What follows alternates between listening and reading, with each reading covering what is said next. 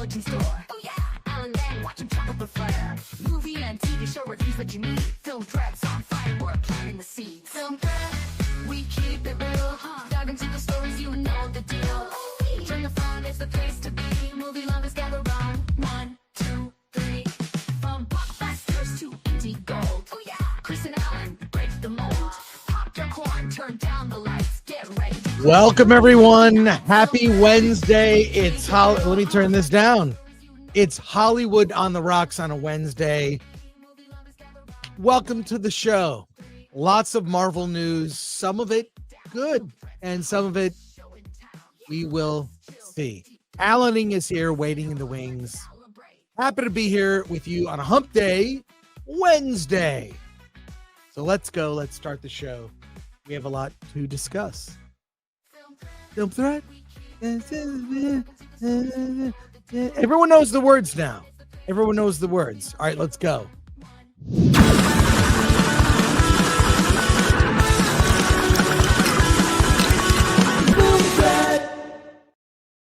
And typical, I have no idea where Alan is. He just got back from vacation. What's going on here? Hey, what's happening? Nope. No. Alan, I've been looking for you myself. Alan. Well, there he is. Yeah, I love these StreamYard filters. It makes me look much better than I actually. What do you have them on right now? I had in that clip you play, I got bags under my eyes. I probably still do. Oh my God. I can never get the color right on mine. I use this thing called webcam settings panel. So I don't know what I'm doing. You're on the Elizabeth Warren filter right now. What?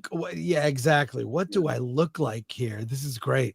Before we get started, I got to ask, are you recovered from your vacation here? Somewhat. Yeah, I actually reviewed a whole bunch of movies this week. So I'm catching up. Yeah, it's just weird. 2 weeks not having driven my car, not being in my house, and doing this show from a hotel. Or from a bus stop. We have all these complaints in the comments. I have to stop looking at the comments because it's all it's people. I love the people watch us live. I mean, you guys know what's going on. But the people that will pick up a clip, they don't understand the context sometimes, and whatever. It's fine, but I will pledge not to stream from a bus stop until I need to do it again. We never again, please. Oh man, it did not work out great. The location of the strongest internet. Let's just put it that way. That's so funny. Hey, let's see. Andrew Cram is here, and he gifted 10 Film Threat memberships. Andrew, a huge supporter of the channel. We appreciate you. That is awesome. That is great. How's your father? Says, I'm ready to consume products. I think Alan has something to say about that. You sure you have some nice entertainment here? It would be a shame if someone took it away from you. Just saying. Remember when Disney would do the thing with it's going back in the archives. It's going back it's gone forever. And they would, release these. You'd think oh my God, I have to buy this VHS clamshell tape, the Treasury collection or whatever. Otherwise, it won't exist. I mean, yeah, that happened to Little Mermaid. There was they just stopped selling it, and it became very valuable on eBay. Exactly. The clamshell Little Mermaid.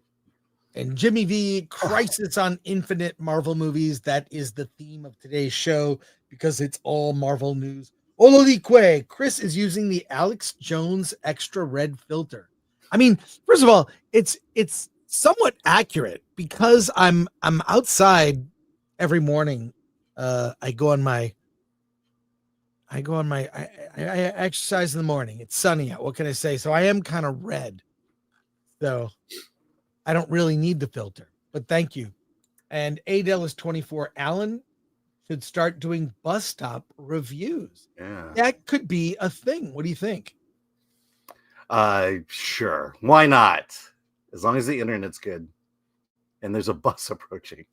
Yeah, yeah. China. Oh, this is. Oh, hold on. China. Oh, this is. Oh, hold on. China. Oh, this is. Oh, hold on. China. Oh, this is. China. Oh, this is.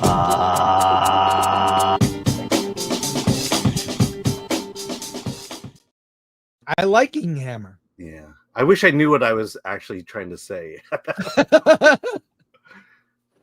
I don't know. It's first of all, I thank Glenn for doing all those because he catches us saying weird things, and then we end up here. We are. Yeah. And a quick reminder from Lord Thoth, who we appreciate: like, share, subscribe, hit that bell for notifications. Sign up as a member. Join us on X, Discord, Rumble, and Instagram. Buy our merch at shop.filmthread.com. So much to choose from. Our Captain America inspired patriotic Film Threat shirt, free to be indie, along with other. We have new shirts rolling out in the next week, but our awards collection, Award This shirts, is only here for a limited time. We also have our Wicked Awesome shirts, limited edition Drinker's Choice capsule collection. I think maybe what's capsule have to do with it? Capsule I don't know. We need more collections. So new merch is coming soon. The awards merch only available through the Oscars. That's a week from Sunday. Yeah, so get your Oscars can suck it shirt. By the way, I have a conflict, Alan. I have a conflict. I was invited to a very swanky Hollywood party by someone we know. Yes. And I may be able to do the stream from this party. I would be in a tux. I would need help because I wouldn't always be there. So you would have to kind of run the show. Okay. Now, Gary will be on as from Heel versus Babyface. Dante James, our friend, yourself, of course, other special guests like Kira Lynn. So our Oscars show is going to be huge. I may not be at my normal setup. I may actually be at a very fancy party, and I'll be off in a corner. So I can't declare exactly what it is, but I've been invited and I'm debating it. Yeah. I'm debating it. So you'll be at a party, but you'll be off in the corner. So it's kind of like high school then. It's just like high school and junior high. So there you go. Thank you, Lord Thoth. American Remnant, are bus stop reviews where he reviews movies while at a bus stop, or does he go around reviewing actual bus stops? Alan? It's been a long time since I did the bus system in LA, and it was a lot safer back then. Let's put it that way. I don't take the bus. I take the subway. And I mean, I've seen some crazy stuff, but I'd say it's fine during the day. At night, it can be sketchy. So there you go. Yeah. All right. I took the bus to see Return of the Jedi when it came out. A bunch of us hopped on a bus with our D&D gear, stood in line, played D&D, and then watched the movie. Before we get to our main topic, I want to let people know about something. I am a huge fan of 2001: A Space Odyssey. Here I have I've read this book. This is it's not the novelization. There's a history with 2001, of course, written by Arthur C. Clarke, but Kubrick was making the movie while he was writing the novel. In any case, huge fan. And that movie came out, was one of my all-time favorite movies. And here I even have look, I have HAL 9000. It's a model kit that I put together. I don't think I did a great job on the painting. It lights up. Anyways, been a huge fan of 2001 since I was a kid. There was never any merch for it. Now you can get model kits of the Discovery 1. You can get 1/6 scale figures. They have merch for 2001, and there is a board game that has become available recently. This is coming out from Maestro Media. Here it is. It's coming in June. The 2001 board game, June 20th, available. I am super excited about it. Just because there's been so little like of 2001. If you're a fan of that franchise, it's not a franchise. It's well, okay, 2 movies, maybe some books too. But I got super excited. There's never been, to my knowledge, a video game of 2001. But I am going to get this board game. Now, what I need are friends to play board games with. I actually own a lot of board games. I have a Dune board game that was gifted to me. Thank you very much. I have a lot of board games. No one to play. I need a player 2 to play board games. Or maybe a meetup group to play board games. I have a lot, and I will own this. I will own this 2001 board game once it comes out. I'm just sort of like drooling over the pieces and the setup, and there you go. So just making you aware, a little nerd thing here that I'm a big fan of that movie, and I watched that movie. I actually watch that movie like once a month to renew my faith in cinema. And the last time I saw the movie in a theater, I saw it on my birthday back in 2018. I even have the ticket stub. I saw it at the TCL Chinese Theater in Hollywood on their big IMAX screen. And I have the ticket stub here using as a bookmark on my book. So there you go. Get the board game if you're interested. No comment, Alan? Yes, I have a comment. What is it that we do 100% of the time we meet up? We go see movies. See a movie, yeah. That's why you don't have we don't play board games. We don't have friends to play board games. Yeah, I have friends to go see movies with. Jimmy V, I want the 1992 space board game. I don't know that exists. Ian Dine, if that thing starts whistling Daisy Bell, run. Daisy. Solomon Thornton saw the movie in theaters last year. It was sold out. People ranging from their teens to older age were there. Great experience. Yeah. Seeing that movie in a theater, it's a movie that, like, this is weird. All through college, I would come home from the bar and be kind of like maybe a little groggy, tired, whatever. I would always put the last like 20 minutes of 2001, and I would go to sleep to the last 20 minutes when he's like, going through the atmosphere and it's like freaky and weird and all that. I would just put the last 20 minutes on. It was great. Yes. It was a great experience. 20-minute psychedelic dream to put you to sleep. Well, there you go. Yeah. So, all right. Let's get to our first news story. Malkovich turned down Marvel for years. Alan, I'll put the story up. Yes. But can you tell us about this? Yeah. So John Malkovich is appearing in Fantastic Four: First Steps. If you pull up the article. Yeah, I'll pull up the article. Yeah. But you can pull it up on your screen here. Yeah, Here it is. I got it on mine. Yeah. Yeah. So John Malkovich says he turned down Marvel for years due to grueling productions for minimal pay. If you're going to hang, he'll quote it later. John Malkovich had to wait for the right circumstance to join the MCU, meaning the right director and the right paycheck.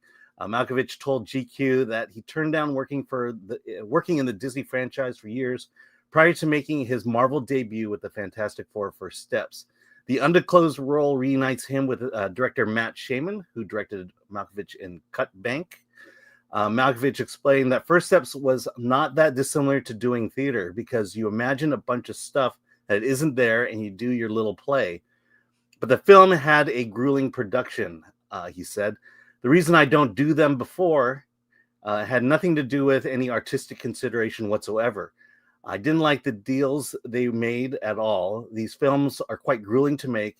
If you're going to hang from a crane in front of a green screen for 6 months, pay me.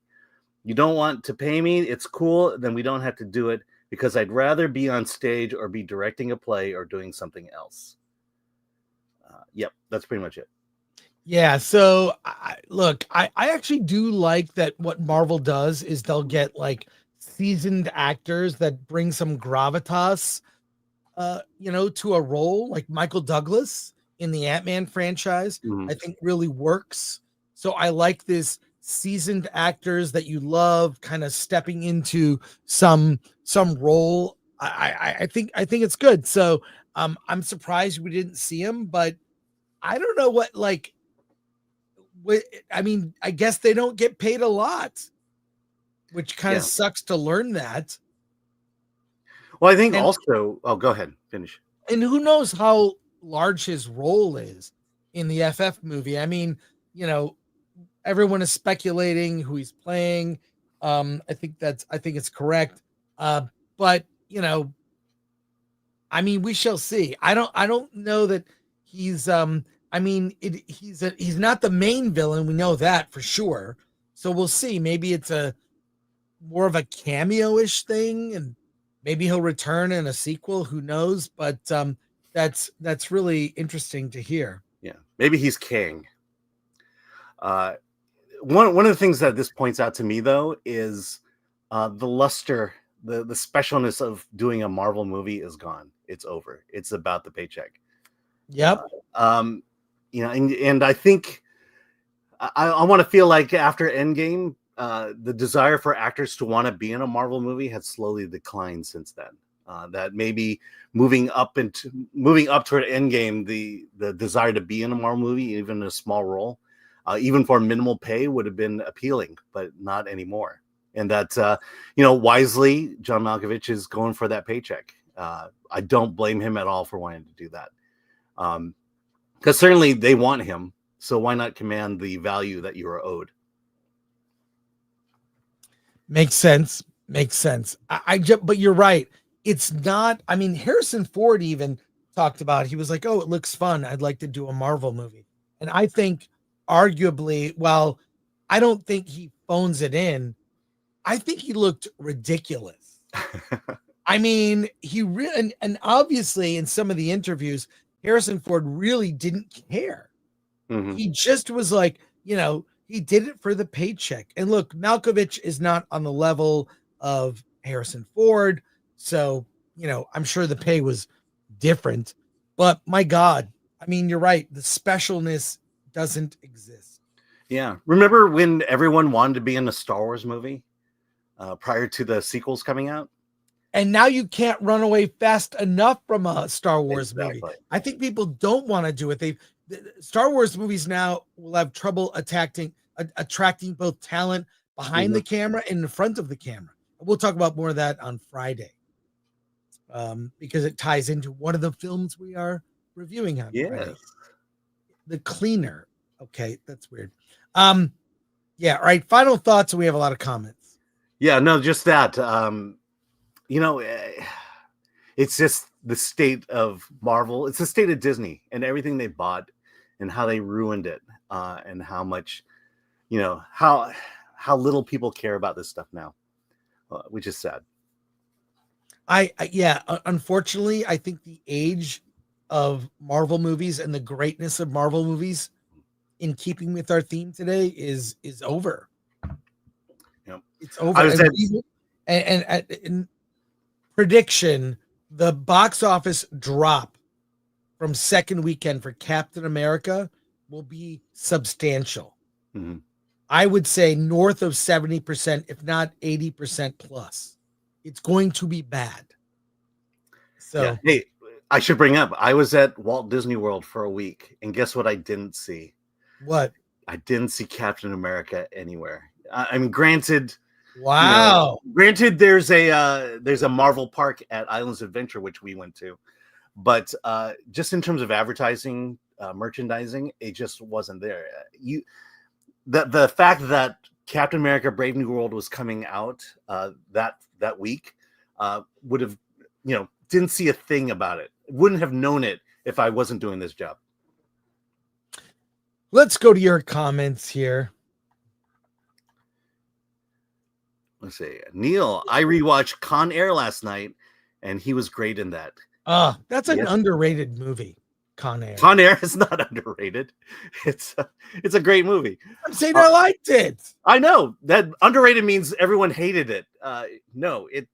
Well, people really, they make fun of Michael Bay. I love that movie. It's campy. I'll give you that. It is very campy. I think people understand how great that movie is, though. Okay. Solomon Thornton, Herb Malkovich will play Red Ape in Fantastic Four, a scientist that has monkeys with unique powers. I think it's Red Ghost, and Red Ghost, the character, flew up at least in the comics, took a bunch of apes with him, and tried to repeat how the Fantastic Four got their powers, right? Mm-hmm. And then it was him and a bunch of orangutans who got various powers. It's interesting.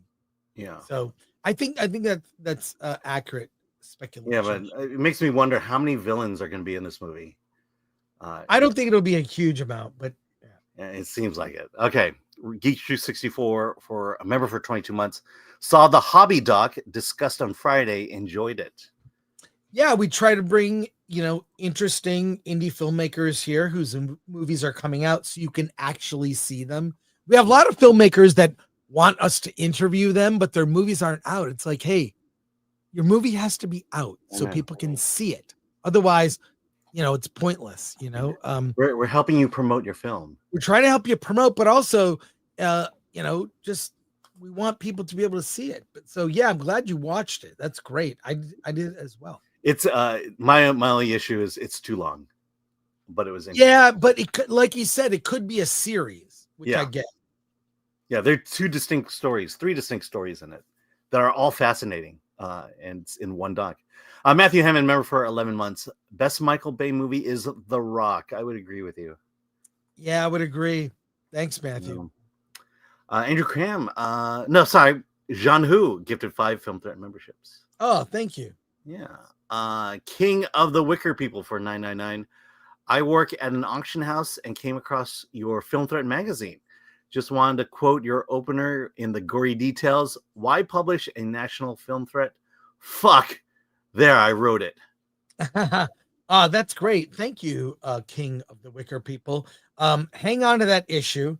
Might be worth more money in the future. There's an upcoming Film Threat documentary, and I think the magazines themselves will be worth a lot of money when it comes out. I mean, I hope it. I had to re-buy an issue of Film Threat where we printed less than 2,000 copies, and I paid over $100 for one issue. It was the one I was missing from my collection. I'm missing like 1 or 2 more. Yeah, and so you would think I'd have them all. There's like 80 issues or something. You'd think I have them all. I actually don't. And you said you had to ship it overseas. England. It was from England. Yeah. So how much of that $100 was shipping? Probably like $40. Yeah. Look, I do not want to discuss it. Right, here we go. Alan Horkin, the contracts allow Disney to keep the actors on call for reshoots. If you are missing out of other work, it could be very costly indeed. Yeah, that kind of sucks. They put you on a hold. Now they pay extra money for the hold. Yes. But it does make it that you may miss out on other opportunities. Yeah, and I'm pretty sure they lock you into sequels as well. Yeah. We have some more stories here. This story relates to our main topic, and let me share it with you. Here we go. Wait, while Alan's doing that, this is what I thought about while you were on vacation.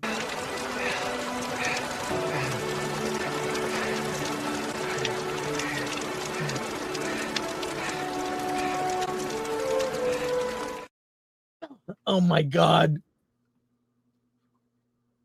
All right, Alan, do you have the story? Okay, that one. Let me see. I say I read it and I'm not sure where to start here, but we could do this. Captain America sequel, anything but brave new era for an aging Marvel IP. Disney's Marvel Cinematic Universe kicked off its 2025 offering over the long weekend with Captain America Brave New World, which net an $88 million 3-day opening and $100 million over the extended weekend domestically. Anthony Mackie's first turn as the titular star certainly isn't the lowest MCU showing. Still, it's emblematic of the franchise's growing pains and evidenced last summer by Deadpool and Wolverine was more isolated spectacle than a dawn clearing. I don't know what that means. There's a chart there if you want to go to it. Just showing you the domestic opening of Sorry, I'll scroll down to the chart. Yeah, so you can see weirdly enough, Captain America Brave New World actually outperformed Captain America, but Captain America was a brand new movie at the time. It set a low bar, which was the first batch of MCU movies under Paramount.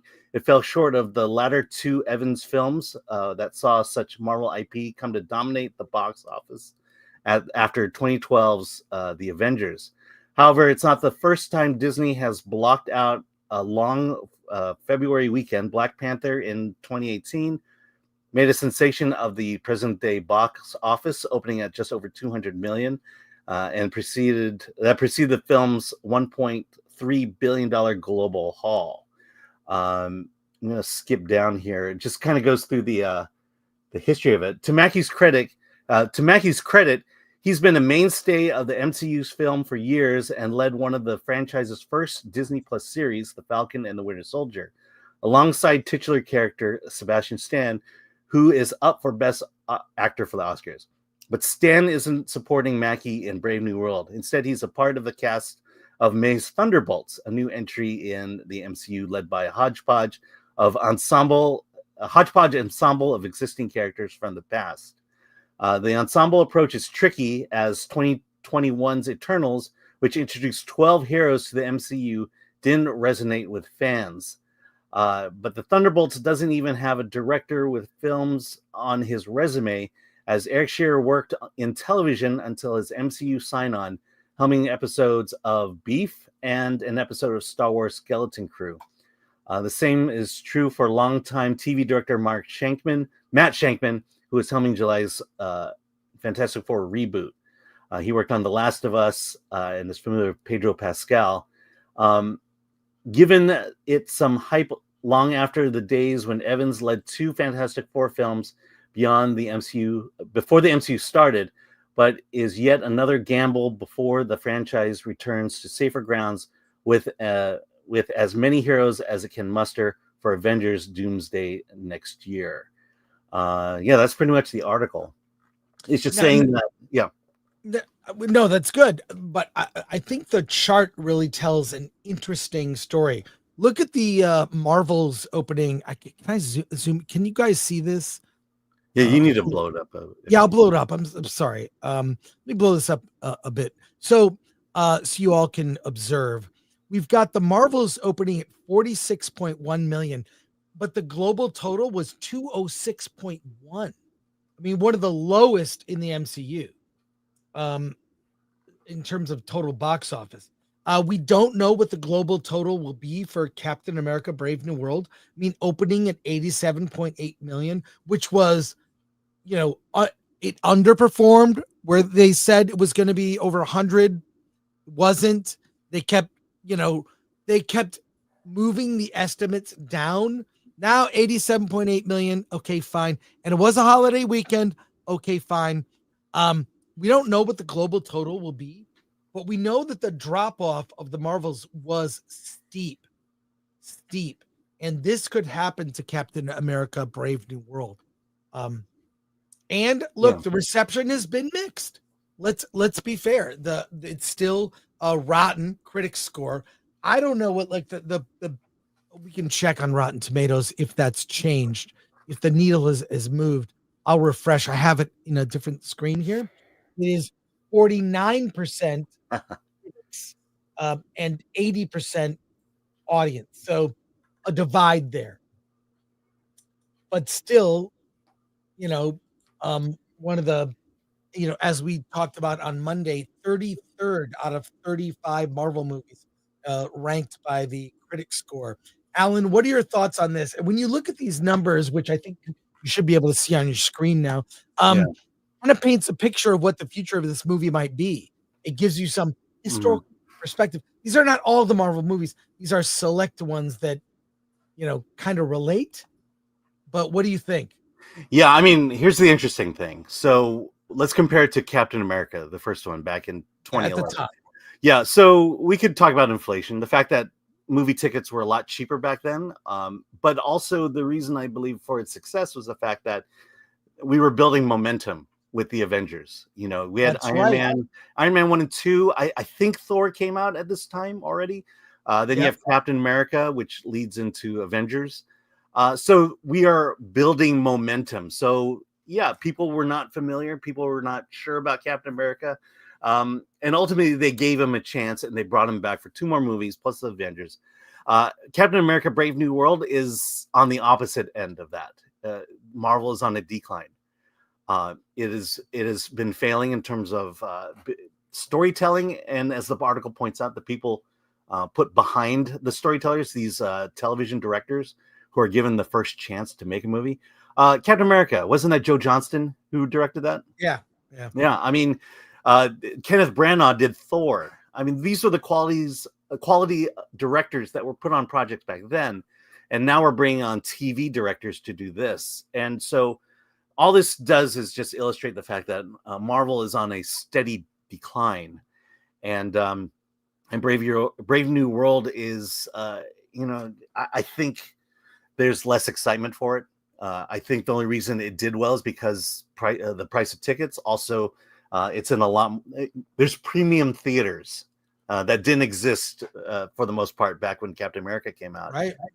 And there's there's Fantastic Four out there. Maybe let's just say that that's the most exciting movie that's coming out. This movie does nothing to build into that excitement to see Fantastic Four. And so there you go. That's, again, we're just clearly pointing out the state of Marvel at the moment. And Fantastic Four better do well. Well, look, here's the big problem. We have discussed this before. There are so many loose ends from phase 4 and phase 5, and Kevin Feige, he's not even using the P word anymore. Phases. He has dropped that. When I was at the Marvel presentation at San Diego Comic-Con, he said, we're not going to talk about phases. We're going to talk about a couple of movies, right? He did a preview of Thunderbolts, Fantastic Four, and Captain America Brave New World. That was it. Like, we're going to talk about these films, okay? And that was all. No phases, nothing else. No TV even. And that's what he did. But the loose ends from all the loose ends of phase 1, 2, and 3 were leading to 2 big things, 2 events. What were those events? The formation of the Avengers, bringing those heroes together, and then taking them to their ultimate destiny, a showdown with Thanos, brought together by the Infinity Stones. I don't know for what's happened with Marvel since. I don't know who the Avengers are. I don't know where it's leading. It was going to lead to a showdown with Kang, which may or may not still be happening. I can't imagine it would. By the way, I have Dante's Kang figure right here. Happy birthday, Dante. He keeps forgetting it. And I got this at Ross for $3. So in any case, I don't know where this is all leading. And I don't know who the Avengers are. And even if you took the heroes that are currently out there, is there going to be an Avengers with Sam Wilson, Captain Marvel, Photon, Ms. Marvel, Hulk, Kate Bishop, Thor, Kate Bishop? Who are the Avengers? Shang-Chi? I think even you would agree, Shang-Chi. And the weird thing is, Shang-Chi as a standalone movie is actually one of the more enjoyable films of that phase. Yep. It's only ruined because of the guy who's the lead in the movie. Simu Liu is terrible. But I like the storyline with his parents. That whatever. Yeah. That's a whole other debate. Yeah. I mean, again, with Avengers Infinity War, Avengers Endgame, there was excitement and momentum built up. I mean, look, the only thing I'm excited about is Fantastic Four, and by name only. Yeah. We want to see it. Avengers Doomsday and Secret War. That sounds exciting, but Right. I don't know anything about it. And as you say, who's going to be in it? And and what story are we going to tell? Because with Kang, it was all supposed to be this multiverse stuff. We're not even talking about the multiverse anymore. No one cares about the. I never liked the multiverse in the first place. It's a cheat. A multiverse is a cheat. It's, oh my gosh, Black Panther is dead. T'Challa's dead. No, he's not. Here he is from Earth 252. Like, what? It makes death meaningless. And let's be fair, in the history of comics, every time they try to go off script with this issue, Robin dies for sure. And actually, to be fair, Robin did die through a phone-in vote. Believe it or not, Robin died. But the classic cover holding the dead crumpled body. That's it seems like every comic book character has died, been resurrected, and there's always a reset because it doesn't work. Their mantles do not work as a concept. And I think the big problem with Marvel right now is they're going to understand very quickly mantles don't work. Good characters work.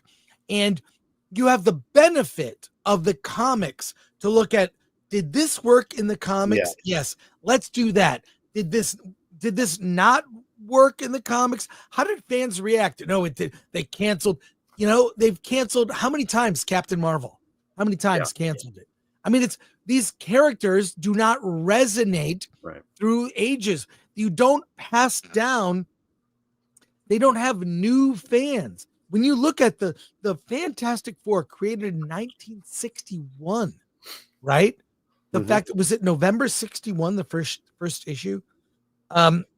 Like that, it's still today, still telling stories, right? And they've had several attempts to make the FF into a film. It's never translated. And this could be good.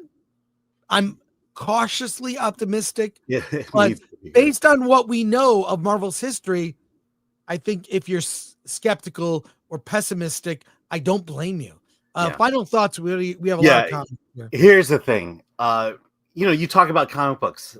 I think the issue was Marvel and Disney didn't want to pay these writers, these creators, and so they had to go and tell their news stories. Guess what? If you had paid these writers $20 million, you'd be making profits on these movies. Yeah. $20 million compared to what they're spending is a drop in the bucket. So why not? Star Wars, the same thing. The writers of the extended universe, you could have told their stories. You could have paid them $10 million, $20 million. And those movies would have made a lot of money. And that $10 million would have felt like nothing in the overall scheme of things. So it's just one misstep after the other. And, as excited as I am about Fantastic Four and the new Avengers, I'm not excited about them. Yeah, well, there you go. Yeah. All right. I just think to get Marvel back on track, they need to tell a story people care about. I don't know who the new Avengers are. I don't think they have a strong enough team. They're missing original Cap, Iron Man, and Black Panther. I think they underestimate how popular Black Panther was. Great in movies not called Black Panther. He was great in Civil War. He was great in Infinity War. He was great. But you didn't like it when he co-starred in Black Panther? Yes, he co-starred with like every other character. That's a movie that's overrated for sure. Nominated for Best Picture. Yeah. I'll just say this. If by the time we see Avengers Secret Wars, if we don't get the sense that Marvel is on the right track, Disney just needs to clean house, tear it all down, and start over again. maybe starting all over again would be the best thing to do. And just, I don't trust Disney to do it, but there are people out there who I think can restart the Marvel universe and do it right. Well, yeah, but they're old and white. That's the problem. Well, there you go. All right, let's go to your comments here. We have a lot. Yes, Greg Olson. I bet the original Captain America movie is one of the most watched Marvel movies on Disney Plus. I know we've watched it a bunch. They need to look at that data. Yeah. LK, assuming they didn't adjust for inflation, that 65 million opening for Cap in 2011 is 92 million today. Yeah. Yep. And again, the first of the Avengers movies. Jimmy V, as many said, the MCU needs to take a long break and hard reset. Make a Spider-Man movie, X-Men movie, and Hulk movie with new actors. You know that is one of the rumors or one of the ideas that was discussed. Yeah. Is that for the 2-part Avengers, Infinity War, Endgame, basically the Avengers were going to fail and die. And this is you can look this. This isn't original. Other people have talked about this rumor, and I talked to someone directly who told me this from within Marvel. So one of the ideas discussed was the Avengers were to fail, and the end of the movie was going to be that they would in defeating Thanos would have sacrificed themselves, and then Captain Marvel was going to go back in time and pluck Tony Stark, Steve Rogers, all the younger versions of the Avengers, and they would turn up at the end of the film to reveal a completely younger cast, and they would just continue doing Avengers. That's the worst idea. Well, they didn't do it. I'm just saying, yeah. Yeah. Andy makes Star Wars. The Avengers for me is my most memorable MCU film coming out of the cinema. My son still goes out and goes on about it, and he's 17. Yes, my daughter, same age as your son. We saw that movie in the theaters 7 times, the first Avengers movie. Wow. She was so in love with this movie, and still is. Pilgrim Media for 2. These IPs are so damaged they can't be redeemed. Yeah, it is one of those things where I don't go to see these movies multiple times. It used to be the given. I'd see it, early. Then I'd go opening night, and then I'd catch it again the next week. I don't feel the urgency to see any of these things multiple times. Part of it is this, though. Part of it is that I know it's going to be available in a month. Why do I go see it in a theater again? I could see it, in a month at home. So that actually hurts it a lot. Yeah. And let me repeat, I saw Avengers with my daughter 7 times in the movie theater. And she wasn't even 10 at the time. Oh my God. She was very young, and she just resonated with that movie. Yeah, well, I mean, look, I just, it makes me sad. All of this makes me sad because it's, I miss loving these movies. Mm-hmm. I really do. All right, another related story. Here we go from the Hollywood Reporter. Chris Evans' Captain America wasn't expected to save us. So why is Anthony Mackie's? Alan, if you would bring up the story and read it to us here. Okay, I should warn you, this is kind of an opinion piece. So if you want to stop and discuss things, we can. Yeah, let's do that. There are a few interesting points this writer brings up. Captain America Brave New World has drawn a divided response from critics and general audiences. And given how divided America is right now, the question concerning what the American dream even means today, it's both fitting and frustrating. While the film certainly has its share of structural and technical wrinkles that can't be smoothed over, a significant part of the division comes down to expectations. And just as it was in the comics, segueing from Steve Rogers to Sam Wilson doesn't come without controversy. With America facing historic levels of corruption, apathy, and greed, while civil, social, gender, immigration, and education rights are being dismantled by the day, nobody seems to know what to do. Our elected officials won't save us. The wealthy won't save us. And white Americans who hold the vast majority of voting power in the country certainly didn't save us. So it's somewhat ironic, given the conversation surrounding Brave New World and these movies, many have viewed as mere escapism, that there is now a call for superheroes to save us, to call us to action. But it's not any superhero who needs to save us, who needs to save us, who needs to confront America as it exists now. It's the black one. Several conversations I've seen online and taken part in person have questioned whether Brave New World does enough in terms of taking a side. Is Sam Wilson progressive enough and aggressive enough? Does he make a clear enough political statement in 2025? Or does he simply straddle the line as opposed to attempting to fix a fundamentally broken system led by a fundamentally broken president? Has Captain America been politically neutered? I'd argue that he hasn't, and despite the film's production problems, which I'm not denying, the depiction of Captain America isn't one of them. Sam Wilson simply doesn't fulfill white liberal fantasies through black work. There's more. Do you want to say anything about that up this point? There's a video that relates to this. I'll show it in a second. Yeah, I don't know. I just think that he's overreacting to.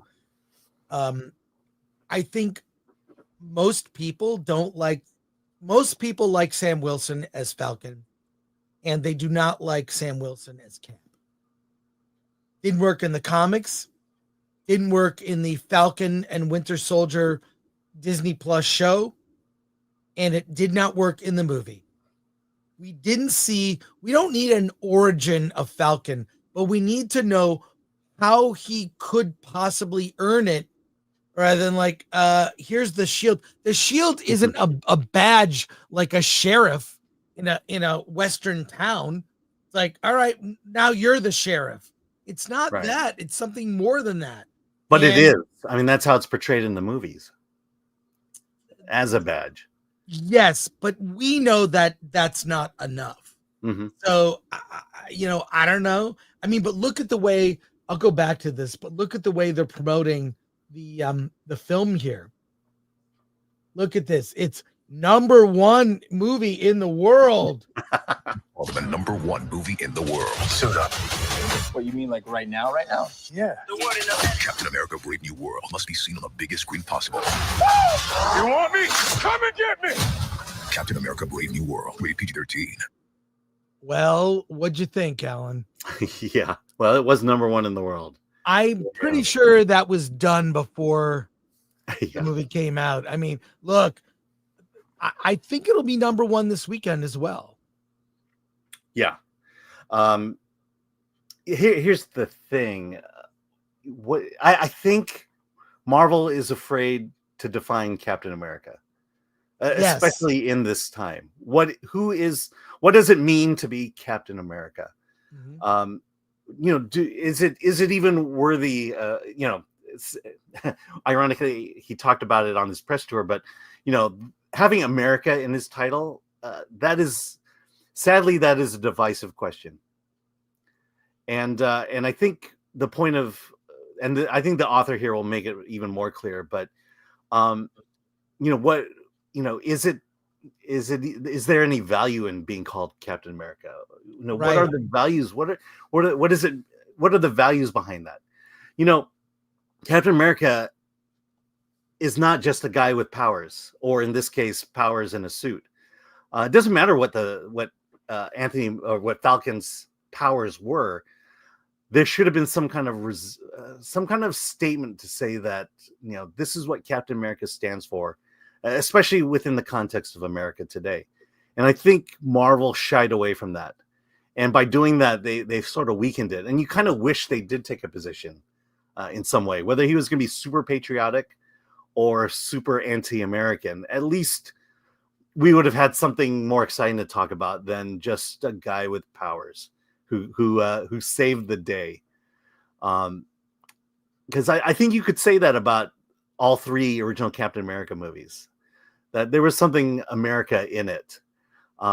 it was a statement about patriotism. It was a statement about the flaws that America has, especially political flaws, and address these things, whether you agreed with them. Civil War is that example of, you're allowed to take both sides. You're allowed to take one side or the other, whether you're with Cap or with Iron Man. Because there were issues about, having powers and whether you should register.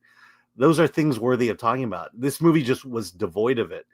And I think the issue above all is the fact that now you made Captain America a black man. Now it felt like you can't make a decision at all or take a position at all. Well, finish this. We paused it. Keep going. I'll be right back. I can hear you. Okay. So there was a time when I believed that if our superhero culture could reach the current moment, and if those projects did more, we could do more. For a moment, I thought we were seeing it in our comics and movies, a commitment to radical empathy, inclusivity, and justice. But that was just another mask. Corporations and people pretending to care and understand justice, only for it to all be dropped the moment the next administration permitted them to. And Disney, the distributor of the very movie I'm discussing, is just as guilty. So please do not convince yourself that my thoughts on Brave New World are in any way a defense of the corporation, which I believe couldn't care less about Black people. Rather, my interest is in the creatives behind the movie, the director Julius Ona, and the writers and actors, and what they attempted to do with the film, even if some aspects were more successful than others. The stage for a Black Captain America was already set with the miniseries of Falcon and the Winter Soldier, which was devoted to the controversies and battles Sam Wilson would have to face as a Black man taking up the shield. While that series, which greatly benefits from having more time to explore its ideas, was better received than Brave New World, it was also not without its criticism directed at Sam's role standing in for an America that he never loved, that has never loved Black people as much as we love it.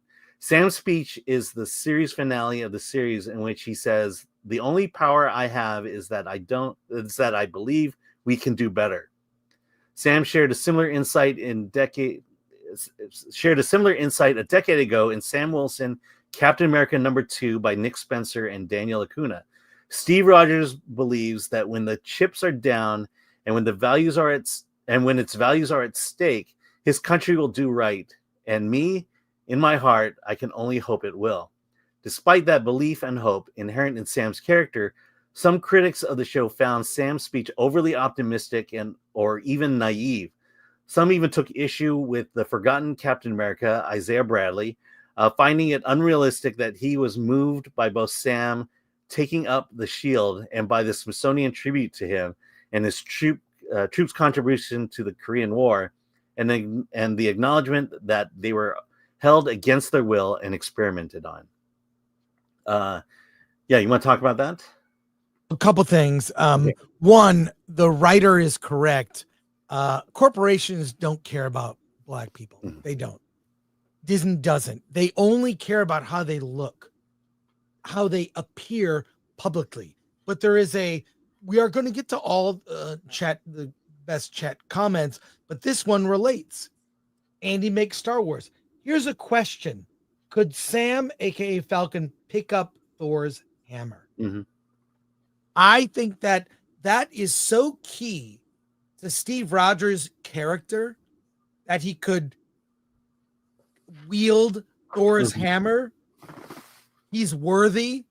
That says something. I don't know about Sam. We don't know him well enough. I'm not saying it's not possible, but we don't know him well enough. That's the key. What do you think about that comment? I think it's a very smart comment. It's a great question. I think. You're asking that question because we don't know who he is. Mm-hmm. I've said it every time we talk about this movie. I say the same thing. It's one comment. Yeah, we don't know who Sam Wilson is. I'll tell you this: if let's just say Mjolnir was laying around while he was battling the Hulk, it would have been written that Sam could have picked it up.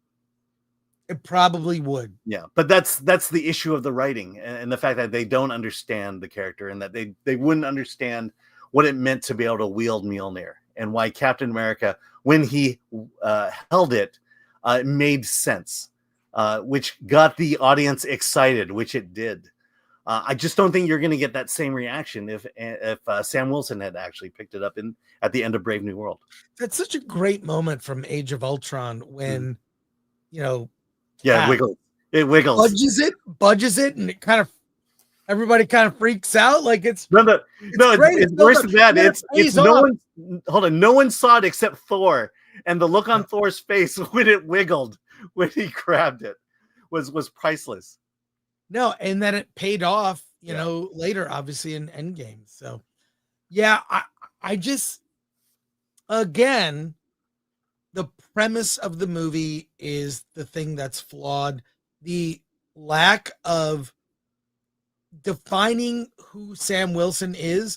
Rob Burnett, when he was on Versus on Monday, said, why didn't they show kind of maybe a flashback with, him becoming part of this elite force that flies with the military wings, like who Sam is. We got to see who Cap is as Steve Rogers, a young Steve Rogers, and we still don't know who Sam Wilson is. Therefore, his character is what makes him inside as a character worthy of the Cap mantle. That story can be told, but they failed to do it in both the series and this movie. Final thoughts will go to comments. Yeah, because the writer here, the implication is, it's all about Sam being black. Let's be real. And well, they by the way, they made it all about Sam being black in the series. Right. Falcon and the Winter Soldier. The fact that Sam Wilson with the Avengers saved the universe still couldn't get a boat loan. It's ridiculous. All the Avengers would be so famous. They would get brand deals. It would be like, it would be crazy. No, they would have bought him a new boat. Let's just put it that way.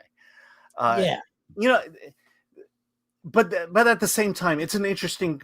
Let's go back to Falcon and the Winter Soldier TV series. It would have been interesting to tell a story of, can a black man become Captain America? There's ways to tell that story that could be inspiring, could be non-woke, and could say a lot. But because we're in this, the beginnings of woke Marvel, they handled that question all wrong, to the point where it just, to ask the question now seems racist. And weirdly enough, race didn't play an issue at all in Brave New World. So apparently he got the boat loan. Congratulations, Sam. And the other thing was the way they talked to him. The way they referred to him as Cap. Even Thunderbolt Ross, just, hey Cap, how you doing?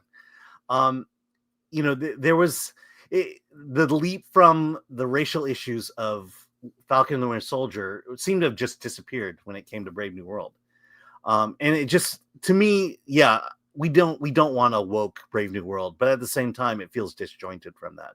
And it just means that Marvel, and going back to this entire conversation we're having, Marvel is in constant fix-it mode. Ever since they are. No, they have been. Yeah, for Phase 5, they broke it, and now Phase 6, they're fixing it, and they're not doing a good job about it, and they're spending hundreds of millions of dollars to fix it. And what's happening is we're getting disjointed stories. So disjointed that we don't even know where Avengers is headed. Because at least with the first Avengers, Infinity War and Endgame, the fact that they were collecting the Infinity Stones along the way gave us a direction, and we knew where we were ultimately headed. Have no clue. I don't even know what Fantastic Four is going to be about. That leads into all this. So, they're in fix-it mode, definitely. It would be weird if you started dressing like me and you got your hair and you made it sort of silvery gray, sort of sexy silver, and started putting it up like Jimmy Neutron, like my weird haircut. And then you started wearing you took up the mantle of me It would be weird. And that's why I think it's weird with Sam. It's like, I'm going to get the shield dressed like Cap, and I'm going to be Cap now. It doesn't work. Just like you with my hair would look terrible. Don't meme that, by the way. Do not meme Alan trying to dress like me. It would be weird if Alan took up the mantle of myself. Just like I think it's weird for Falcon to try to be Cap. You know, it's like when someone copies your fashion style, you know, do your own thing. Yeah. It's interesting, but no one lives up to their costume. Their costume is a reflection of who they are. Yeah. And I think that's where Sam Wilson, where this Captain America is failing, is because in both the series and in the movie, he's trying to live up to his costume. And that's horrible storytelling. That's uninteresting storytelling. And it's storytelling that's going to get you in trouble. Let's go to comments here, starting with GraphWeb and Supers. Here we go. GraphWeb for 2, for the love of God. Hashtag cancel Disney Plus. Royston S. Bailey for 2. Mackie doesn't have the chin of a leading actor. Andrew, and neither does an actress that we'll talk about on Friday. Andrew Cram, number 5, for 5. What does the character Sam Wilson stand for in the film, and is it consistent with what Captain America, the Captain American ideal? You know what's funny, Andrew? I couldn't tell you. Yep. I couldn't tell you. And that's my point. So there you go. Good. Thanks again, Andrew. All right. Mattuine 5, boat loan, not a chance. Free beer at a bar anytime. You'd think all the beer money he saved could afford the boat. Film threat. Oh, sorry, from some Norwegian guy. Yeah, some Norwegian guy from Rumble. That's what I'm trying to say. For 2, after almost 30 years of Marvel movies and almost 20 years of MCU movies, it's time for them to go away. We need a break. Same goes for all superhero movies. Yeah. Snakes and Funerals, stunning and brave new world. My caps lock broke. Divide. Name calling. Yep. And Groof R35. Race is not the issue. He was fine as Falcon. That is his character. I love Falcon. I love Sam Wilson and Anthony Mackie. He is a very good sidekick for Cap, and he could have been well defined. And they had an opportunity, and they blew it with that TV series. They blew it. They did not define who he was. Yeah. All right, a couple more stories here, and I might do a might have a treat here. So, all right. Let's bring up the next story. Are the Defenders returning to Disney Plus? Yeah. Are they? Are they? Well, let's see. Here's a story from Entertainment Weekly. Marvel is very much exploring Jessica Jones, Luke Cage, and Iron Fist returning as the Defenders to Disney Plus. Alan, if you would read the story to us. All right. After Charlie Cox's Matt Murdock, the other Defenders of Hell's Kitchen may not be far behind. Speaking with Entertainment Weekly for an exclusive deep dive into Daredevil Born Again, Marvel's head of streaming, television, and animation, Brad Winderbaum, confirms we are very much exploring bringing back Kristen Ritter's Jessica Jones, Mike Coulter's Luke Cage, and Finn Jones' Iron Fist / Danny Rand to the Marvel Cinematic Universe. I can't say much, but I'll tell you that I'm excited. It's so exciting to be able to play in that sandbox, Winterbaum says. Obviously, we don't have the unlimited storytelling resources like a comic book. If you can draw it, you can do it. It's dealing with actors and time and the massive scale of production in order to bring a cinematic universe, to build a cinematic universe, especially in television. But I can just say that all those variables taken into account, it is certainly something that is creatively extremely exciting and that we are very much exploring. Well, I don't know. I'll say this, that Jessica Jones was kind of R-rated. It was You know? very R-rated. I was very, very R-rated, so I think it would be on Hulu. It wouldn't be on Disney Plus, you know? So it is what it is. I mean, I don't know. I mean, these aren't really even the original Defenders. It was like Hulk, Doctor Strange, and others. I remember buying Defenders back in the day. Yeah, so did I. Which was fine. Whatever. It's another group. Are we going to have all these offshoot groups now? Defenders, Thunderbolts, whatever. I mean, I don't know. Thoughts, Alan? Yeah, well, I mean, let's see how Born Again does, and then we can talk about whether this is worth exploring. Yeah. I mean, if Born Again succeeds and does very well critically and subscriber wise, sure, why not? Why not? It worked before, kind of. It's Iron Fist, but why not go for it? Well, I'll tell you this. There is a very unusual release schedule for Daredevil Born Again. I am looking forward to it. Let me bring this up. It was reported, I think today, that the release schedule is going to be, they're splitting it up. So I'll put this like link. half now and half a month. Yes, they're doing that kind of thing. Okay. It's not that bad, but they are doing like what they did with Cobra Kai, where it has an unusual release schedule. I mean, the crux of this, you don't have to read the article, but basically it's they're copying Netflix. And if you scroll down, so the first 2 episodes premiere on Tuesday, March 4th at 6 p.m., followed by episode 3, March 11th, episode 4 on March 18th. Then episode 5 and 6 debut on March 25th. And since March ends on a Monday, it's the episode 7 through 9 will be released once a week in April. So they're doubling up some episodes. I think it's fine. I don't know what the reason is for this, but it's going to run through April. And they must have a lot of faith in this series if they're doing this. I think so. I think that's a good thing. Yeah, I think that's a good thing in terms of the quality of what we're going to get. I don't know. I would prefer not doing this, but because they're doing it, it says that I think they have more faith in this than they do in Echo, which dropped at once everything. Defenders wasn't very good, says Anonymous. And Danny Rand gave his power to a girl, says Borg.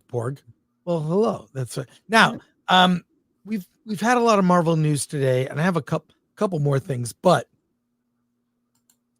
let's do this, and then I have a treat. Disney to make changes to content warnings. This story is addresses a lot of things that I have complained about. With the content warning of old films like Peter Pan, Disney Plus to change content warnings before old movies like Peter Pan as DEI strategy loses steam. Alan, if you would, this is from Fox News. If you'd read the crux of the story here. All right. Disney Plus is reportedly making changes to their content warning displayed before old movies such as Peter Pan and Dumbo, as the company looks to reshape their DEI strategy, according to a report by Variety. Old films currently streaming on Disney Plus display content warnings at the beginning to warn viewers of racially insensitive content if Disney feels it's warranted. The content warnings placed before such movies notes that the film includes negative depictions and or mistreatment of peoples or cultures. The new version of the content warning reads, this program is presented as originally created and may contain stereotypes or negative depictions. Axios first report of the change. and I think I was told that it was going to show up in the notes and not in front of the show, but I don't know if I read that right. Look, I look, as a parent, I don't mind if there's it's rated PG-13, swearing, this, whatever. You can see a list. That's fine. But if you put that warning right up front, I find it disconcerting. It's almost like the people who have done this are saying, hey, just so you know, you're racist if you like this old the apple dumpling gang. Get over it. It annoys me. I've said this before over and over. I find it freaking annoying. These warnings. It's like Disney is embarrassed of its own legacy. I can't stand it. Alan, what are your thoughts? Yeah, so back in, I think it was 2018 or 2019, I wrote an article called Woke Disney. And it was really about the reason why my thoughts as to the reason why Disney was doing all these remakes of the old classic Walt animated features. And the point I was making in those is there was this concerted effort. And mind you, this was before there just seemed to be this effort to basically distance themselves from Walt Disney. The feeling at the time, yes, people, especially the woke communities, were basically saying, well, Disney was anti-Semitic, he was racist, definitely anti-union, which was true. And that what we needed to do was clear house and say, look, we're going to take all the classic Walt Disney movies and we're just going to redo it in a more modern, inoffensive way, which ultimately became more offensive. And that's why that's why I think when the trigger warnings first showed up, that's when is like, oh boy, Disney is moving in the wrong direction. And it just seems more and more that they need to distance themselves from their founder, Walt Disney. And I think we talked about it a moment ago where, it's really about money. And I think hopefully Disney has finally just realized that going DEI and embracing DEI, I guess they were sold a bad bill of goods because they embraced it, thinking that it would make them money, like the Marvels would be a major hit, that Wish would be a major hit, and that having people talk negatively about them on the internet was also bad, and that they wanted to avoid that at all costs. And maybe there's as we say, maybe there's a reckoning coming, and Disney is just trying to get ahead of themselves. So I would prefer no warning, but this is fairly innocuous. Well, again, I don't mind a rating, PG, PG-13, R. Tell me why. Is there, it's an R-rated comedy, but there's no nudity. Maybe my 13 or 14-year-old kid can be ready for something like that, like Blazing Saddles or whatever. The content warning assumes I'm stupid. And this corporation is trying to be a parent to me. I don't appreciate it. I don't like it. And I look at more when I cared about this stuff when my kids were little, they're, and you could just assume if something was Disney, it was fine. Right. Mm-hmm. And so I get annoyed. I get annoyed by it. So I don't know. Final thoughts, and we'll go to comments here, and then I have a treat. Yeah. I put it all in my thoughts, but well, then there you go. Yeah, there you go. I have nothing to add. There you go. All right, Johnny recaps for 5. My superhero excitement would return instantly if they pay a decent writer to lock themselves away for 2 years to Stanley us some new characters. Yeah, and pay him a lot of money. Even to be fair, I love Stanley, by the way. I have met him several times. I have a copy of The Origins of Marvel Comics and The Son of Origins of Marvel Comics signed by Stan Lee. I've interviewed him publicly at both Dragon Con and LA Comic-Con. I love Stan Lee. And to be fair, pretty much everything he created after Marvel was forgettable. I'm sorry, maybe except for maybe Stripperella, yeah. But everything else was kind of forgettable. Mhm. And I love Stan Lee. And also, I feel like Stan Lee was like Marvel's good luck charm, you know? Like I miss a Stan Lee cameo. I miss the Stan Lee cameos in the movies. Chelsea M, member for 9. Walt Disney's grave has got to be erupting by now due to how far the company has strayed from its original mission. Yeah, and also we're going to talk about this next Wednesday, a week from today, how they are stripping Walt Disney's legacy from the theme parks and from all the content. It is unconscionable. And there are some changes happening at Walt Disney World. I'm sure you heard, Alan. Mm-hmm. The classic parts of the park are being stripped away. It is, I think it's coming next to Disneyland. Yeah. By the way, during my trip, it was made clear to me, and I need to correct you. It's not Walt Disney World. It's Disney World. Oh, really? Okay. Yeah. Thank In fact, you. that's the app. Correction. Yeah. I'll take it's like I'm looking for the app on my phone and I'm typing in Walt and nothing shows up. Oh, so funny. Disney World. Yeah. Geek True 64, the physical media has no content warnings. Yeah, because you got it before they did it. Gold Coast memories and such. Ooh, can we get Song of the South back then? Don't worry, I have a bootleg. Yeah. They could make a lot of money, honestly, by re-releasing Song of the South. Just saying. The Nerd Far Away. I think DEI isn't working, and that's why it's going away. It's really not merit-based. And it's DEI is going away because it's not profitable. Let's be clear about that. Special treat to kind of wipe away our Marvel feelings. A trailer dropped in the last day. I don't know if you're a fan of Batman Ninja.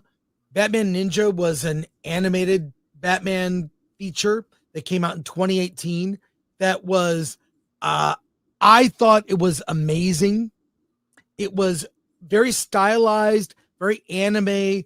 It's a tale of Batman going back to an era with samurai warriors. He becomes a ninja, and the Joker is involved. It ends up being an epic, like crazy, very anime inspired, like alternate Batman story. I thought Batman Ninja was amazing. I have 2 versions of it. I have the version in Japanese with subtitles, and I have the version in English. I happen to love it. It's very stylized. It's like a Gotham by Gaslight, if you know what that is, the comic series. Batman Ninja is amazing. There is a new Batman Ninja film. It is Batman Ninja versus Yakuza League. And there was a teaser trailer that dropped a little bit. And this new extended trailer is out. I want to share it with you. And I do love these standalone story because we know Batman as a character. What if in another world things were different, an alternate universe, so to speak? And I want to share the trailer with you. We're probably going to have to cut it out, for copyright or whatever. But I want to be able to share it with you now. And it's a little long. It's 4 minutes. But I'd like to share it with you and discuss it on the other side. But I happen to really love that 2018 Batman Ninja. And Alan, I think you would love this. Let's take a look. Oh, they're going to do it in Japanese after that? Now they do the whole thing again in Japanese. Now, look, I know it seems weird. Multiverse stuff is a little annoying. Yeah. But this is an alternate. Now, the original Batman Ninja was set in feudal Japan, right? This one is set present day, right? So it's somewhat different. I don't know. Look, it's like stuff you think about in the comics. Some of my favorite comics are the What If comics. You ever read those, Alan? Yes, I love those. The What If Marvel comics are great. Not a multiverse, like what if the Fantastic Four had different powers. Like they did an issue where the Fantastic Four, each of them ended up having the different powers. Like Reed could turn invisible, Sue could stretch. They switched it up. So I like stuff like this. It's not a build up to a it doesn't affect any timeline. It's a standalone thing with its own style. I like that Batman Ninja movie. It's very different, and I'm going to give this a chance. But Batman Ninja is, by the end, it gets really kind of ridiculous and over the top. But I like that it's set in feudal Japan, and it actually does try to explain the story, like how it works. So this is, I guess, the heir apparent kind of not quite sequel, but let's see what happens. So I'm all in. I'm all in because it's something different. So, and I like anime. I have a movie I'm talking about on Friday that's gonna blow people's mind. Neza. I saw Neza 2. Now I'm watching Neza 1, Chinese movie. And so I like getting a different perspective. Do I need to see that one? No, I've seen it. So we'll talk about it later. But look, I like I like when it doesn't affect the main timeline. Okay, that's the main thing, right? Is this like, how is this gonna change everything? And then you've got to remember everything that happens. It's like, no, it's a standalone thing. It's separate from the universe. Just tell this story. And so I'm all in because I like stuff that takes a risk but doesn't ruin what's already been established. Yeah. Like that one comic where Lois Lane turned herself black in a Superman comic and then went on, like, I think that might be fake or it might be real. I don't know. There's so many dumb, like when you look at old DC comics for a certain era, they had the dumbest ideas. It was weird. And they're kind of funny in retrospect. Yeah. Do you remember Assistant Editors Month with Marvel Comics? No, but tell me, I don't remember that. No, it was a month where Boom. Yeah, exactly. It was a month where all the titles were taken over by the assistant editors, not the real editors. And so, like, the issue of Alpha Flight was it Wendigo versus another one, but it was during a snowstorm, and so the entire thing was white except for the word bubbles. In terms of this, I mean, it looks interesting. I think I might enjoy it more seeing the Japanese dub than I would the American. Sorry, the Japanese, the English subtitles versus American dub. The Japanese with subtitles is amazing. Yeah, because it actually adds to the vibe and the feel. So, like I say, I have both versions. Yeah, and also the subtitles are more accurate to the actual script than the English dubs.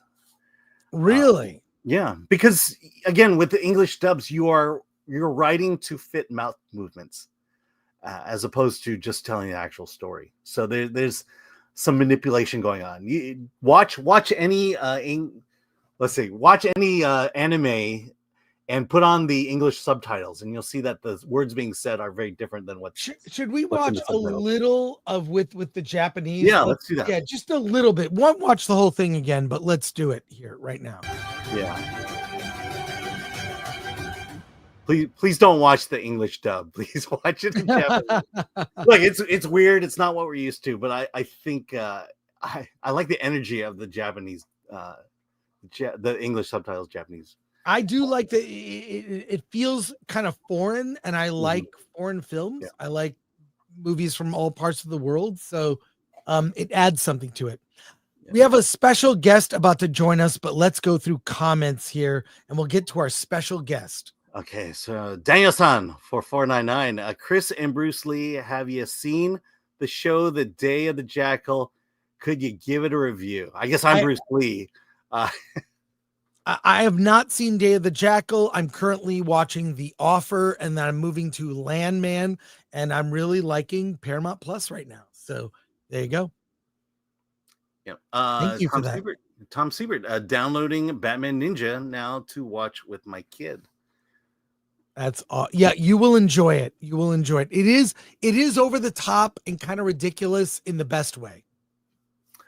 From Khalid of CG, Chris Gore, shows aren't terrible if done well. This though, while I like the CG, styling, like computer graphics. CG. Okay, sorry. Yeah. CG shows aren't terrible if done well.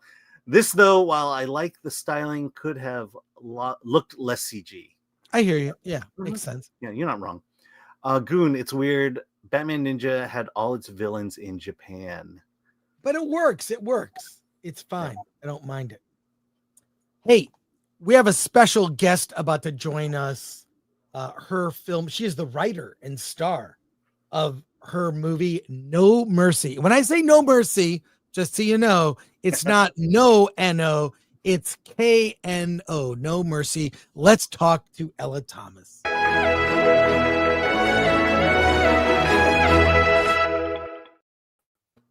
Hey, Ella. Hi. Hey, Chris. Can I just say I came in at the best time? Like literally, Right.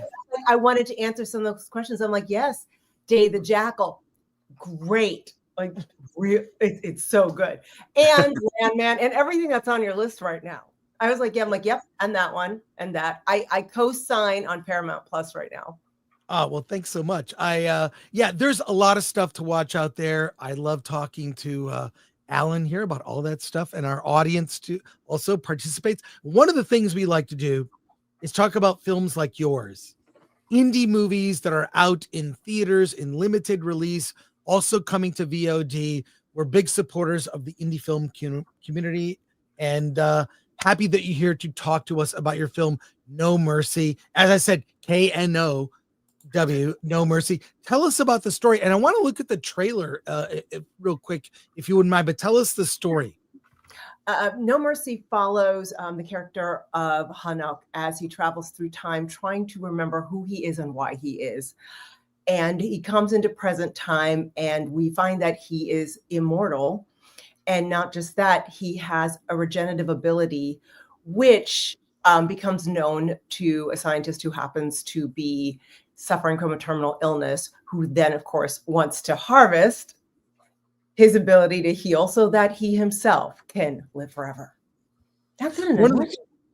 One of the things I like about indie movies is I love indie sci-fi, love indie science fiction and whatnot. What made you want to explore that in your film?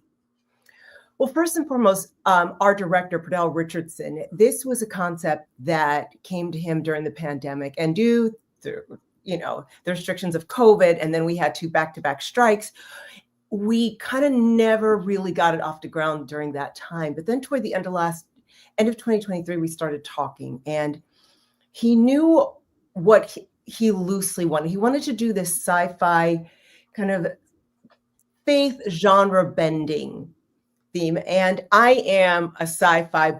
That's just where I live. I am card carrying member. I am a Trekkie, not a Trekker. Star Trek is where I live. The original 3. It's not Star Wars. I am Marvel, not DC. Like, I line up. So we had known each other. We met on one of our first films. He was a PA and I was an actress, like 16 years ago, and we always wanted to do something together. Again, we'd done little projects throughout the years. So when he came to me, he's like, okay, I have another friend of mine who's a comedian, who's a writer, and we fleshed it out. And then I hopped in with the relationship and dialogue. And because the thing about sci-fi and faith, and you still want it to be grounded. You still want it to come from a place of believability. So the themes are universal and not so far-fetched that the suspension of disbelief becomes problematic. Let's take a look at your trailer right now. And by the way, I'm looking at the chat. They are simping over you. Yeah, I'm trying to find questions. All I'm seeing is she's gorgeous. She's a Trekkie. Like, they are. Don't look at the chat right now. Don't look at the chat. It's just people that are if you know what the term simp, they're Yeah. simping hard. So I am here for all of it. All of it. okay, that's good. We'll get to our chat comments, but let's take a look at the trailer right now for No Mercy, right here. Father! How long? Could be a few months, maybe less, maybe more. Why is he so important to you? A man that can heal himself and never dies. Alicia healed exactly as you when she was injured. Your blood initiated an intercellular response that repaired her wound. She's his only weakness. When you're done, bring him to me.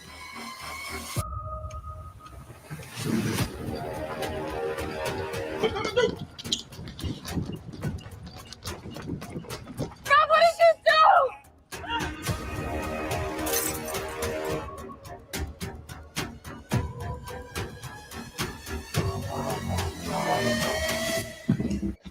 I found it.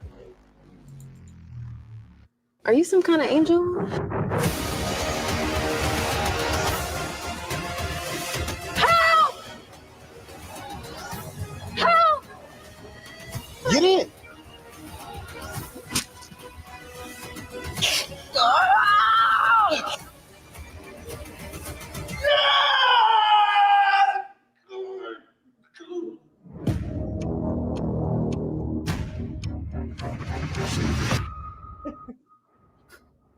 Awesome. Nice. Where did you film? Pasadena. Yeah, it looked like LA. I was wondering. Pasadena, in the woods, in the forest, in a car, Heritage Soundstage, what we would do.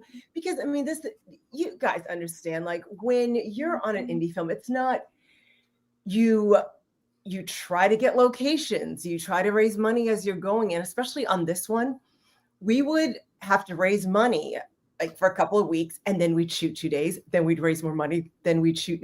So the cast kind of never knew what was coming up. And if we didn't raise any money, we were shooting in the streets with a drone. If we kind of had, a successful 2 weeks, then we could get actually on the hospital, which was Heritage Studio in Burbank. So it was humbling. The part that I love is the way that everybody showed up, because not having an advanced schedule, who does that to people? Who does that?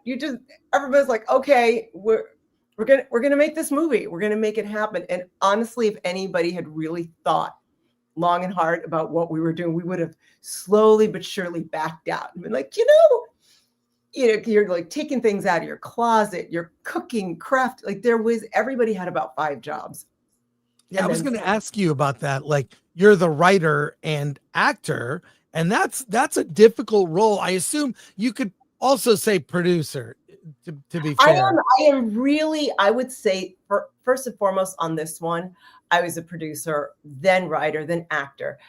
I have a tremendous amount of respect for directors who are also actors who can kind of shut off their brain. I hadn't really done it before. I'd done it in a short, and I realized that if you don't trust the team, then you can't act in the project, because you're literally trying to troubleshoot things that are going around you while trying to stay, you can't be self-conscious in those situations. You have to be completely present.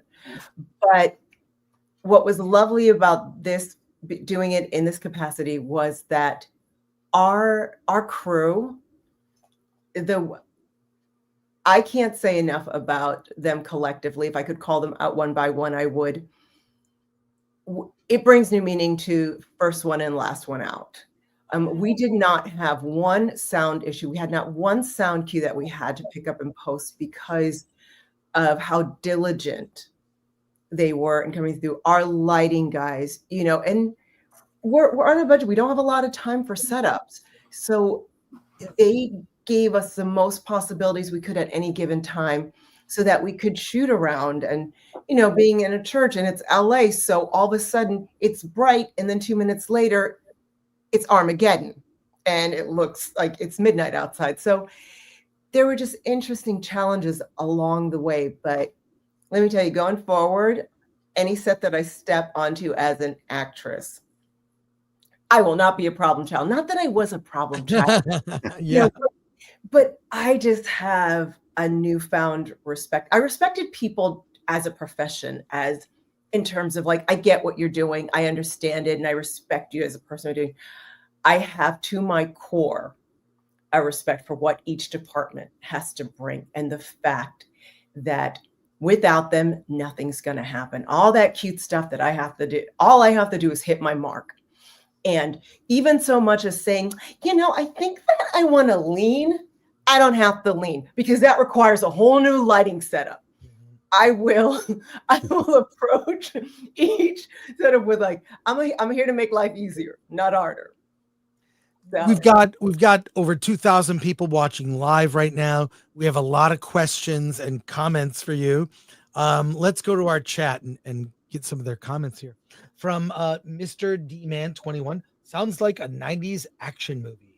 And Bill 1313 says, wow, she's gorgeous. We have 20 comments like that. So yes, I know. I was gonna say Marty is ruling says, why can't she work on Marvel and Star Trek? Do you understand that I keep putting in? I auditioned for Star Trek when I first got to LA back in 2008, and Zoe Saldana booked over at the time, and it is my life's mission to get onto Star Trek.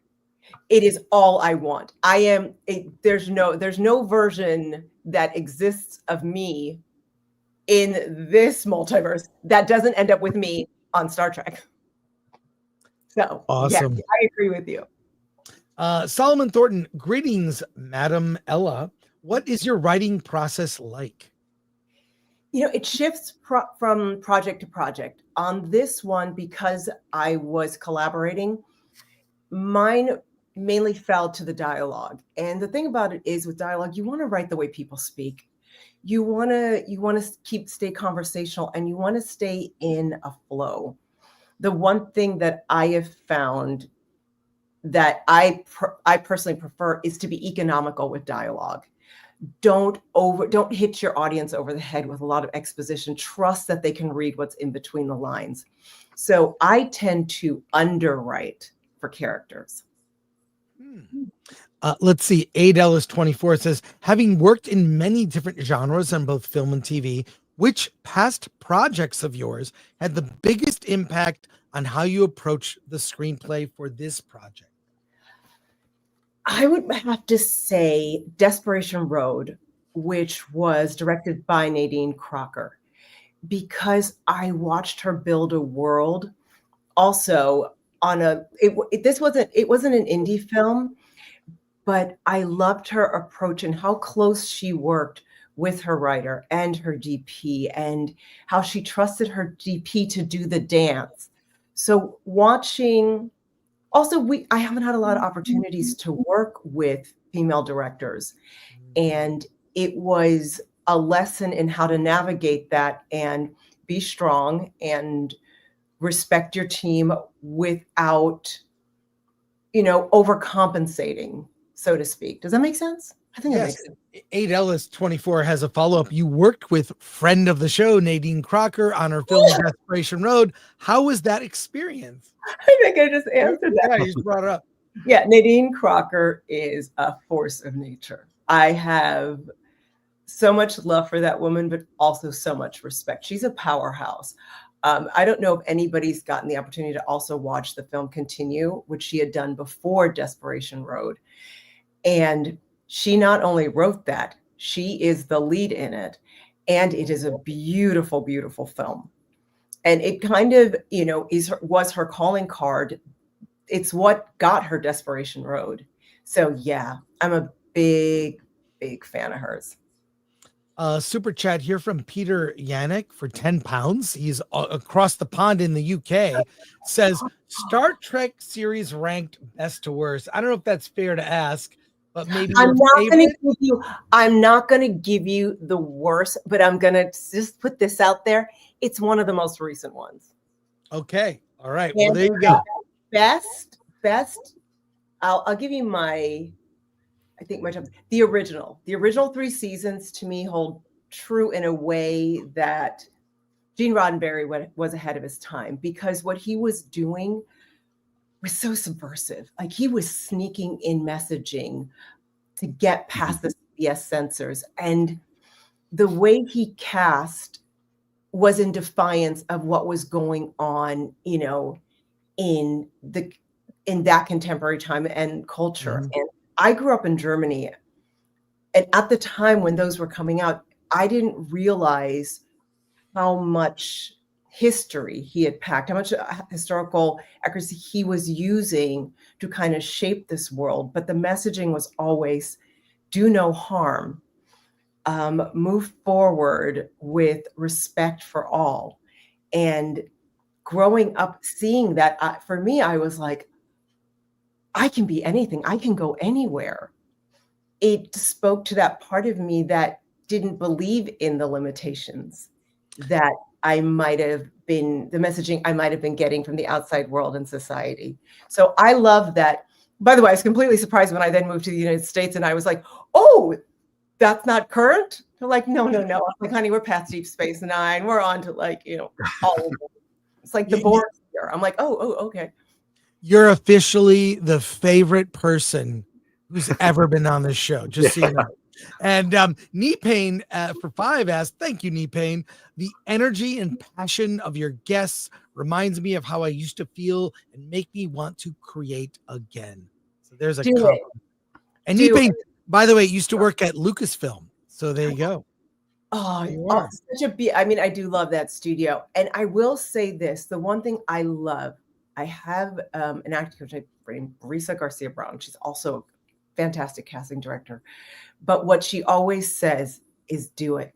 If you want to write, start with 1 page, start in the morning, start with setting a timer for a minute. If you want to direct, take your phone, go out. It's all right here. We start to think that we can't do it and we get overwhelmed by the idea, but in manageable bites, there's no world in which I get to be here and exist in this space where I get to create and have fun and collaborate if I don't just put one foot in front of the other, because everything's going to tell you that it's not possible. Everything is going to tell you all the ways it won't work.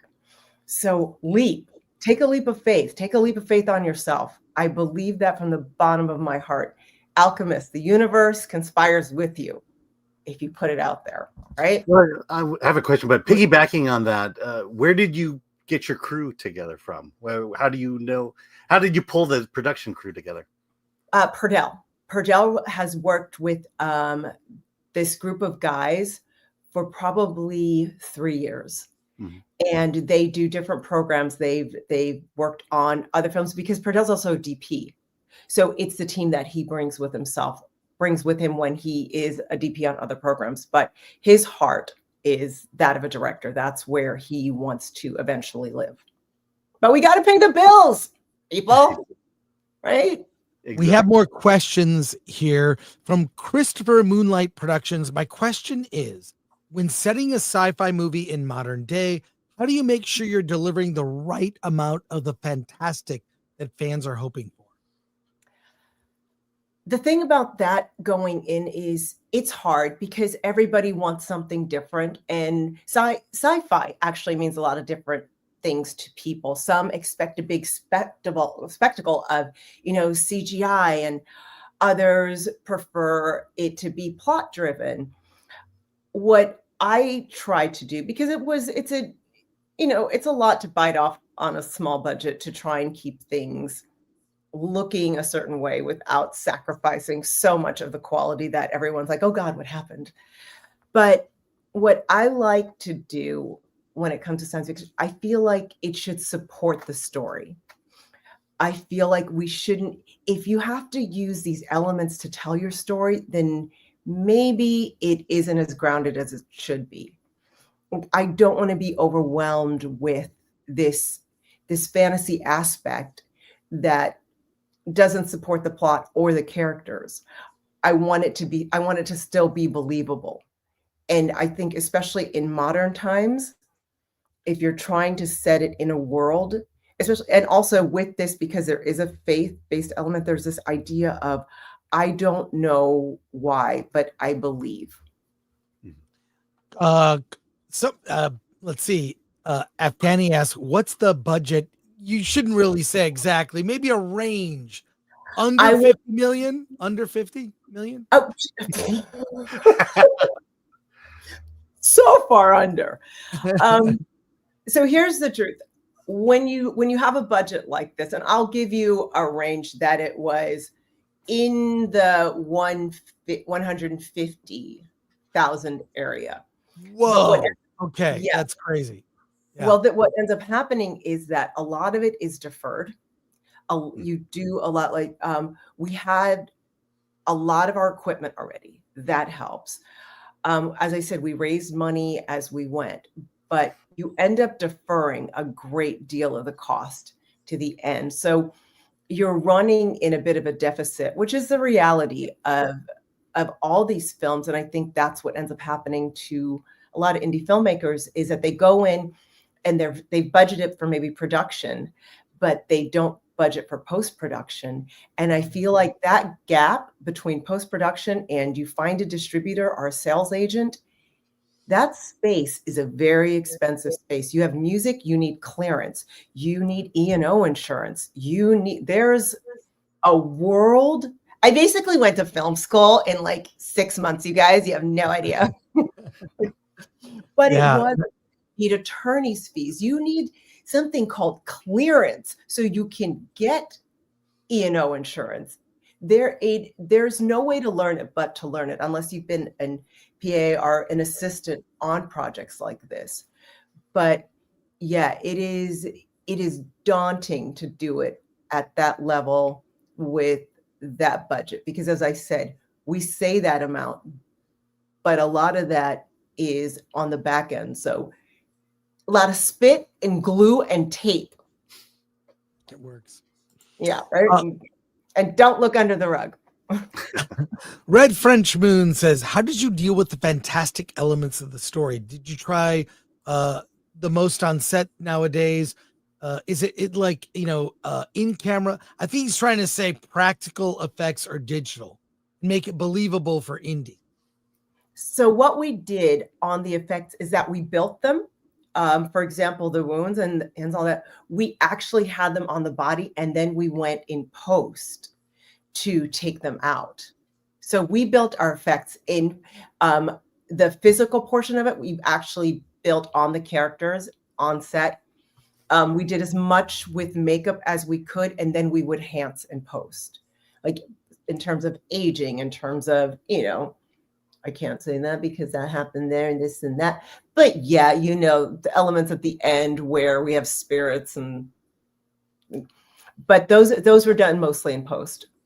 Elements like that. But everything that's supportive of wounds and things, we actually did have a special effects makeup artist that built those.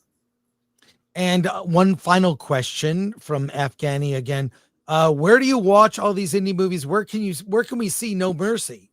Oh, No Mercy. Oh, Gravitas took care of us. We are everywhere. Seriously, if you trip, you're going to hit us. We are on Apple. We are on Amazon, Fandango, Vudu, Google, YouTube. We are on cable, Spectrum, and Comcast. So yeah, you'll find us.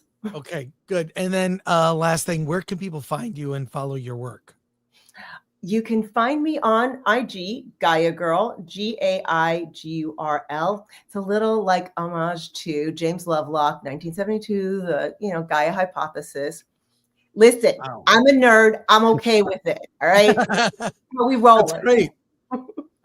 And yeah, currently I am. Desperation Road is also on Amazon. I'm on Night Bitch, which is currently Amy Adams' vehicle, which is on Hulu. So yeah, I'm around, guys. I saw Night Bitch. That's great. That's awesome. Love it. Ella, thank you so much. If you have another movie, please come back and talk to us. We would appreciate it. Thank you so much for your support. It means the world to me, especially on, it's easy on the big budget ones, but for you to show love to our little movie means the world to me. And I really appreciate you from the bottom of my heart. Absolutely. Thank you so much. Have a great day. Take care. Thanks, guys. Bye. Bye.